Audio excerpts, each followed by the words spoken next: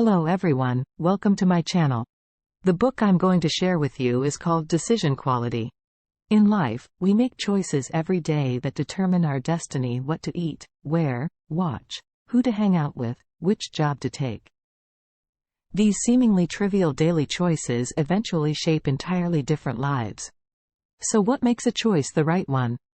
Decision Quality provides the answer. It offers a scientific methodology and tools to guide us in making the right decisions when facing choices. Making decisions seems easy but is actually very difficult, for two main reasons. First, the world changes rapidly and is full of uncertainty. When we make a choice, we can't predict the future. You may take a new job that you expect to be a career leap, but the company suddenly goes bankrupt and you're back to square one. Because the future is unpredictable, we can't know if our choices are right. Second, people have cognitive biases. For example, we tend to make choices based on authority, rush to simplistic conclusions, and rationalize poor decisions. These mental models impede good decision-making.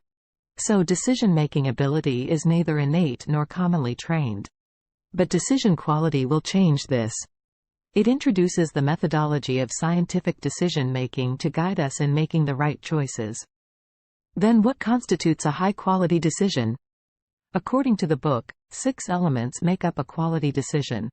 The first element is an appropriate framework defining the specific problem to be solved rather than being misled by surface issues.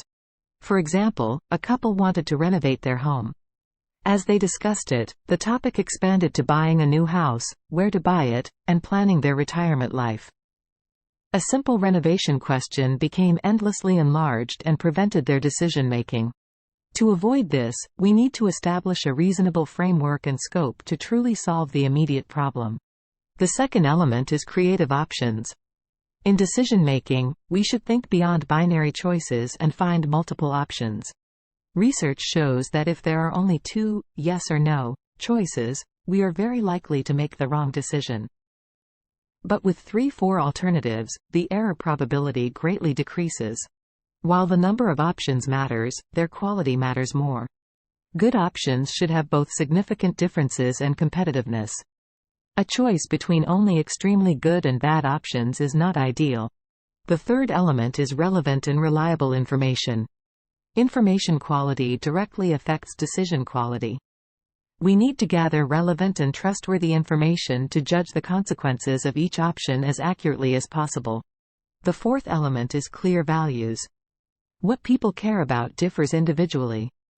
We must first understand what we value most to weigh trade-offs between values. The fifth element is thorough analysis.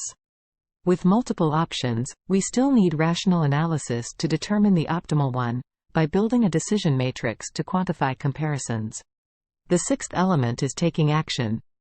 A decision only creates value when actualized. We can't just talk on paper. Making a quality decision requires all 6 elements. A failure in any one will greatly compromise the end result. Of course, decision-making is difficult in practice, often disrupted by mental biases. First is the narrow framing bias, oversimplifying complex issues into an incorrect framework. We must constantly re-examine the real problem faced. Second is the illusion of high decision quality. We often overestimate our decision-making skills. Recognizing the flaws is key to improvement. Third is the consensus bias, assuming collective agreement indicates correct decisions, which isn't necessarily true. Constructive dissent should be encouraged in group decisions.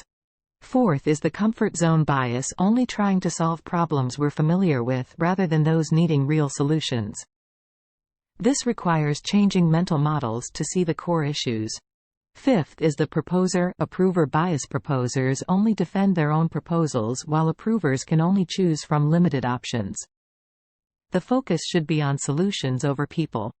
To address these biases, we can: first, remind ourselves to stay rational before deciding. Don't rush to conclusions. Second, establish new thinking patterns to regularly re-examine decision quality. Third, build decision teams with diverse viewpoints for discussion. How then can we continually improve our decision skills through practice? The book offers some highly practical methods. First, create a decision checklist to audit after each choice for flaws. Second, implement a decision optimization loop repeating steps to identify and strengthen weak links. Third, use a decision matrix to analyze options by expected value. Of course, mastering decision-making requires extensive practice. We can start with smaller decisions, gradually applying these tools until they become second nature. The choices we make daily shape our destiny. Decision quality introduces the scientific approach and tools to guide our life choices. If you also want to improve your decision-making, I highly recommend reading this book. It will light the way for your most important life decisions. Thank you for watching. See you next time.